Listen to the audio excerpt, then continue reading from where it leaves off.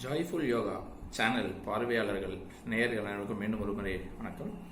இந்த சேனலில் நிறைய நம்ம பயிற்சி சொல்லிக் கொடுத்துட்டு வரோம். நிறைய பேர் செஞ்சு பலன் பெற்று வராங்க. அந்த வரிசையில் அடுத்தது ஒரு அற்புதமான ஒரு இனிமையான பயிற்சி என்னன்னா, இந்த ஆஸ்மா, வீசிங், சைனஸ் ப்ராப்ளம், அந்த மூச்சு சம்பந்தமான தடைப்படும் அந்த பிரச்சனைகளுக்கெல்லாம் ஒரு அற்புதமான தீர்வு. நுரையீரலுக்கு ரொம்ப அற்புதமான ப்ராக்டிஸ். ஸோ இது ரெகுலராக செய்யும்போது நம்ம ஆஸ்மாலேருந்து இந்த வீசிங், சைனஸ் ப்ராப்ளத்துலேருந்து வெளியில் வரலாம். ரொம்ப சிறப்பான ஒரு ப்ராக்டிஸ். அது எப்படின்னு பார்ப்போம், சொல்லித்தரேன். அது பழகுங்க, ரொம்ப அற்புதமான விஷயம். ஸோ அதுக்கு எப்போதும் போல என்ன பண்ணலாம், எப்போதும் போல நம்ம இந்த பயிற்சி தொடங்குறதுக்கு முன்னாடி இந்த உங்களுடைய இடது உள்ளங்கையில் உங்களுடைய இனிஷியல், அதுக்கப்புறம் உங்களுடைய பேரோட ஆரம்ப எழுத்து. ஃபர்ஸ்ட் இனிஷியல் போட்டுக்கோங்க, அடுத்து பேரோட ஆரம்ப எழுத்து. சரியா? இனிஷியல் கேனாக்கே ஏஎன்ஐஏ, அது மாதிரி உங்களுடைய இனிஷியல், அதுக்கப்புறம் பேரோட ஆரம்ப எழுத்து போட்டுக்கோங்க. போட்டுட்டு இந்த ப்ராக்டிஸ் நம்ம தொடங்க போகிறோம். இது என்ன பண்ணுறோம் அப்படின்னு பார்த்தீங்கன்னா, நல்லா பாருங்கள். அந்த கட்டை வரல கீழே, மத்தியில், மேலே மூணு இடம் இருக்கு. இதில் என்ன பண்ணுறோம், இந்த சுண்டு விரலை கீழ்கோட்டில் டச் பண்ணுறோம். கட்டை விரல கீழ்கோட்டில், மோதிர விரலை நடுக்கோட்டில் டச் பண்ணுறோம்.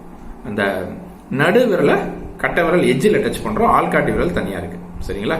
அதே மாதிரி இங்கேயும் சுண்டு விரல் கீழே, கீழ்கோடு, மோதிர விரல் நடுக்கோடு, ஆள்காட்டி விரல் எஜ்ஜில் அப்படி டச் பண்ணி வச்சுக்கணும். அப்படி டச் பண்ணிட்டு என்ன பண்றோம், தொடையில வச்சுக்கிறோம். முதுகு தண்டுவடம் நேரம் இருக்கட்டும்.